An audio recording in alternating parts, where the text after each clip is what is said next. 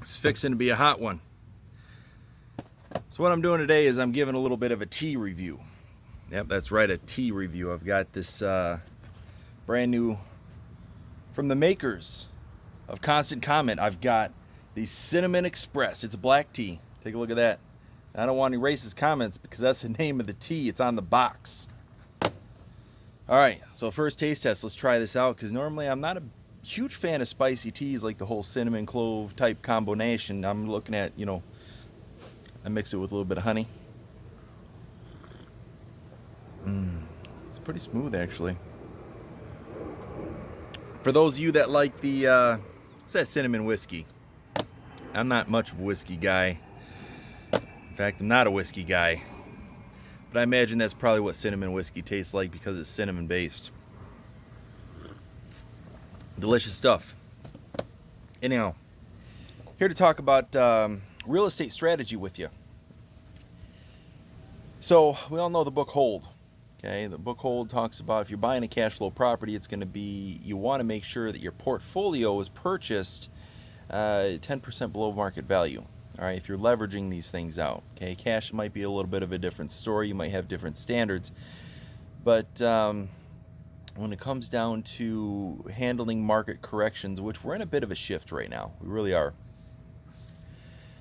You want to make sure that if your market does correct, you're not going backwards. Now, we really don't have that issue here in the Detroit area. There's lots of neighborhoods that are, you can get a 1.3, maybe 1.5% return when we're looking at like a $100,000 house. Can you rent it for $1,000? Well, we know like over and over again, you can probably find certain neighborhoods like Hazel Park, for example, $75,000 to $85,000 house that you can get $1,000 a month rent for.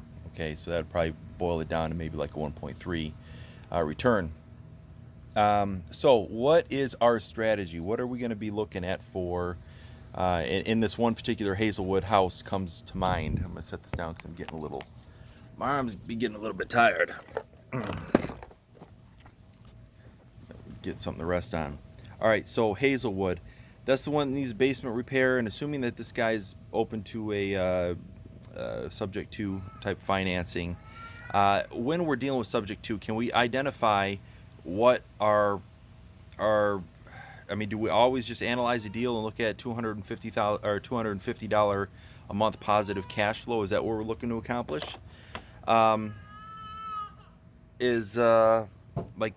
Where do we kind of draw the line? I mean, I think if we're borrowing somebody else's money, using somebody else's money, we can be in a better position with that, less risk. Definitely less risk.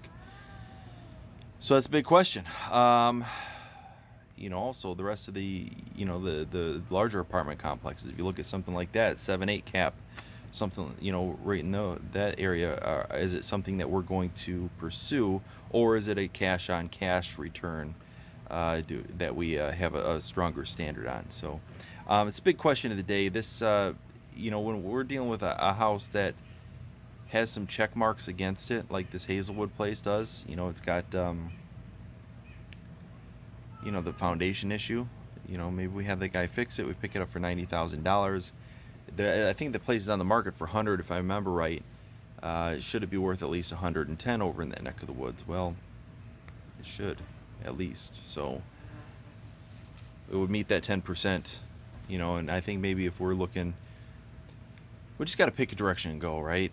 So if we're looking at 15% and we can below market value, and we can pick them up subject to, which is going to be the exception, I think, exception to the rule. Do we just go after those properties? So here's the point of the video. The point of the video is we want to go ahead and make sure that we have standards on what we're buying. I've got some ideas, but I want to make sure that we just put that like in our as part of our coat of arms, or our operating procedure, whatever we want to call it. That's definitely something that we need to identify that, and flips and stuff like that. So anyhow, food for thought. I hope you appreciate the tea promo. It's definitely worth the try, and there you go.